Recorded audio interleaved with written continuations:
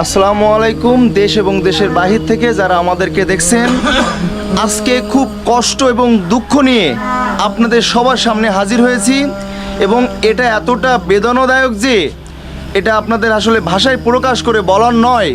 সে আমাদের একটি ছোট ভাই, আমাদের 2 থেকে 3 ক্লাস নিচে পড়তেন, কিন্তু তার মেয়ে এবং সে এখানে বসে আছেন এবং দেখেন তার অলরেডি ক্যান্সারে আক্রান্ত হয়েছে এবং এই 7 মাস যাবৎ তার বাবা তার মা এই অবস্থাতে থাকার পরেও তার পেছনে 2.5 থেকে 3 লক্ষ টাকা খরচ করে এই অবস্থায় দাঁড়িয়ে আছে।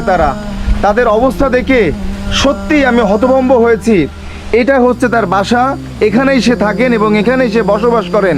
তারপরেও এত কষ্টে থাকার পরেও তার বাবা 2.5 থেকে 3 লক্ষ টাকা খরচ করেছেন এবং কি হয়েছে এবং